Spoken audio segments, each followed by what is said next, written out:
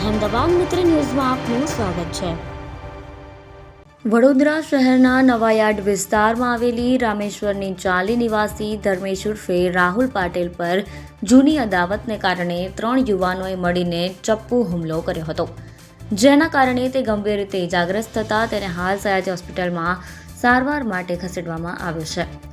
આ મામલે ફતેગંજ પોલીસ સ્ટેશનમાં ગુનો નોંધી વધુ તપાસ હાથ ધરવામાં આવી છે।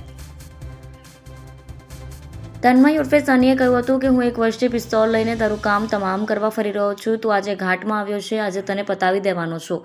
ફતેગંજ પોલીસ સ્ટેશનમાં ધર્મેશ ઉર્ફે રાહુલ નિરંજનભાઈ પાટીલે ઉંમર 25 નોંધાયેલી ફરિયાદમાં ધર્મેશ પાટીલે જણાવ્યું છે કે તે સીસીટીવી કેમેરા લગાવવાનું કામ કરી ગુજરાન ચલાવે છે। લગભગ 12 વાગે તેનો મિત્ર યશવંત શર્મા ઉર્ફે કાળુ નેપાલી તેના ઘરે આવ્યો અને પત્ની સાથે ઝઘડો થયો હોવાનું જણાવી તેને સમજાવવા માટે બોલાવ્યો। ધર્મેશ તેની સાથે ગયો, ઝઘડો શાંત કર્યો। ત્યારબાદ બંને મિત્રો રેલવે સ્ટેશન પર ગયા, નાસ્તો કરી લગભગ 1:30 વાગે ઘરે પરત ફર્યા। ધર્મેશ ઊંઘી ગયો। મોડી રાત્રે આશરે 4:30 વાગે કાળુ નેપાલી ફરીથી આવ્યો, પત્ની સાથે ફરી ઝઘડો થયો હોવાનું જણાવ્યું।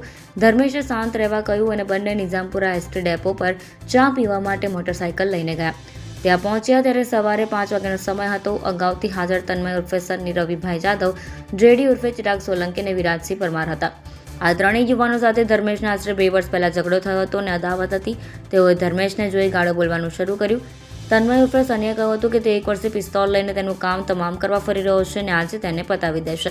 તેણે ચિરાગ અને વિરાજસિંહને ધર્મેશના હાથ પકડી રાખવા કહ્યું। બંને તેના હાથ પકડી રાખ્યા અને તન્મયે એસટી બસના બોર્ડ વડે મારવાનું શરૂ કર્યું।